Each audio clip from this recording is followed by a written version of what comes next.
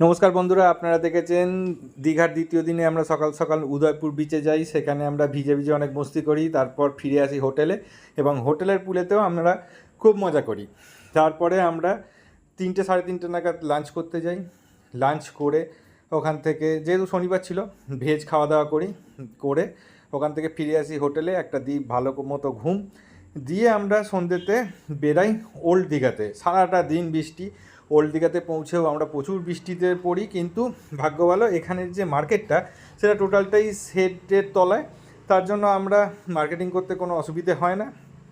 তারপরে আমরা ওখান থেকে বৃষ্টির মধ্যেই ফেরত চলে আসি আমাদের নিউ দীঘার হোটেলে। এবার রাতে ঘুম, আর পরের দিন আমাদের ফেরার পালা। তো চলুন দেখা যাক কীভাবে আমরা ফিরছি। গুড মর্নিং গাইস, নতুন একটা ব্লগে আপনাদের স্বাগত। আজকে রোববার, আজকে আমরা দীঘার ট্রিপটা শেষ করছি। আমরা বাড়ি চলে যাব 10টার সময়। এখনো দীঘার হোটেলেই রয়েছি। দেখুন ওই যে সাগর দেখা যাচ্ছে দুটো বিল্ডিং এর মাঝখান থেকে। হ্যাঁ, এখন বাজে সকাল 7টা। আমাদের ট্রেন রয়েছে 10টায়। তো আমাদের উদ্দেশ্য, আমরা একটু বিচে যাব, গিয়ে ব্রেকফাস্ট করব। আর কালকে রাত্রিরে বৃষ্টির জন্য কিছু কেনাকাটা যায়নি, তো আজকে কিছু কেনাকাটা করব।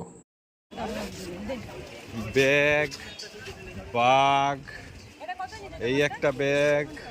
কোনটা? তোমারটা কত নিয়েছিল?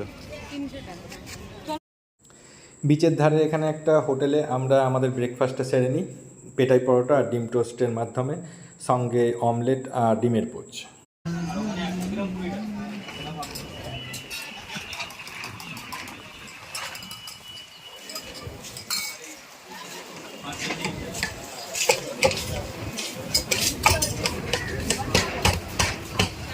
পেটাই পরোটা দুটো ডিম, পেটাই পরোটা খাবে।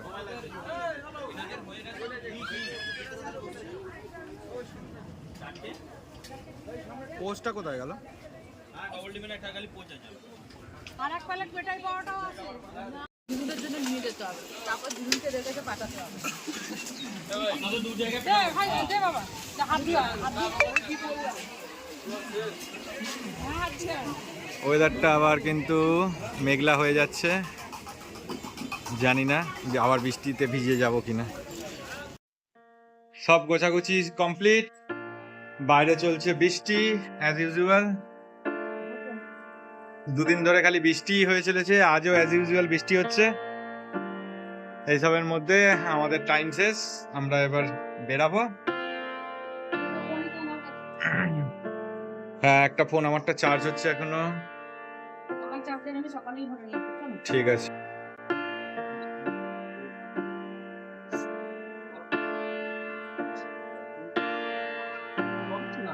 হয়েছে? বেরিয়ে গেছো তোমরা? ঘর থেকে সবাই চলে গেছে, নিচে সব রিসেপশনে। তার আগে আমি একটু খাবার জল ভরে নেবো। চলো।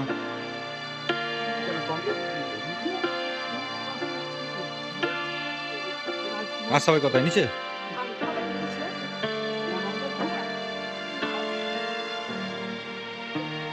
কেন?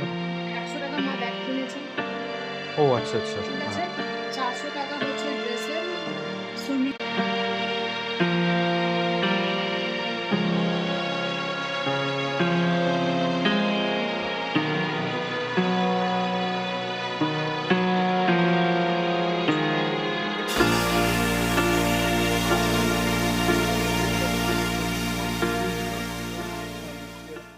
ও বাবা, ওরা অলরেডি অটোয় বসে গেছে।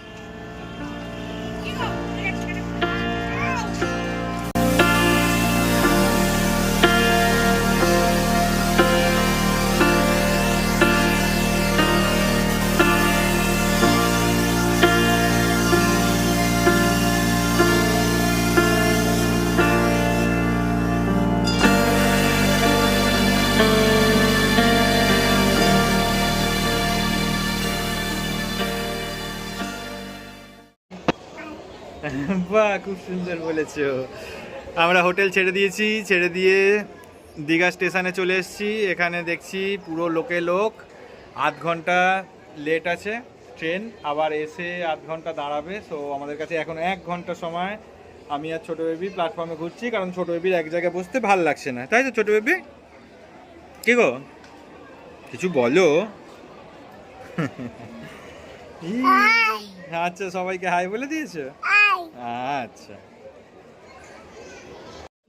ট্রেন ঢুকে গেছে, লোকজনের ভিড়, আমাদের রিজার্ভেশন আছে, আমরা জানি না কত নম্বর, যাচ্ছি সেখানে।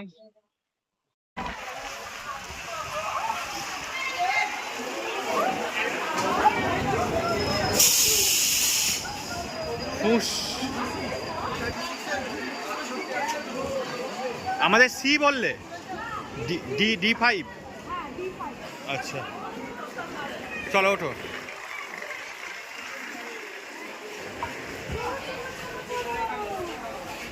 কোথায়, এইটাই?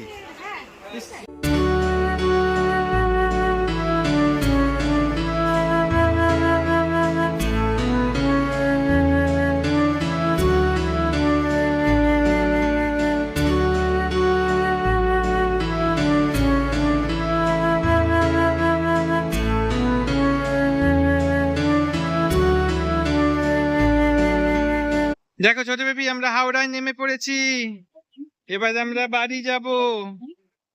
হাওড়ার থেকে এখন যাব আমার শ্বশুর বাড়িতে বালি, সেখানে গিয়ে আমার ছেলেকে খাওয়াবো, কারণ ছেলে সেই সকাল 9:30টায় খেয়েছিল আর এখন বাজে বিকেল 4টে।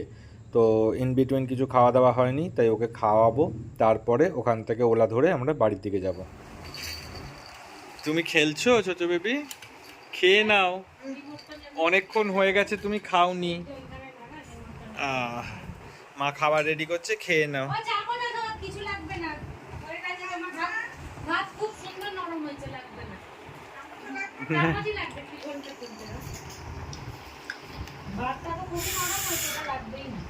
চলো, তোমার কার্টুন এক্ষুনি চালু হবে, কার্টুন দেখতে দেখতে খেয়ে নাও। তো বন্ধুরা, দেখলেন আমরা আজকে সারাটা দিন জার্নি করেই কাটিয়ে দিলাম। এখন আমাদের এটা শেষ জার্নি, আমরা ওলা ধরেছি শ্বশুর বাড়ির থেকে নিজেদের বাড়ির দিকে যাওয়ার জন্য।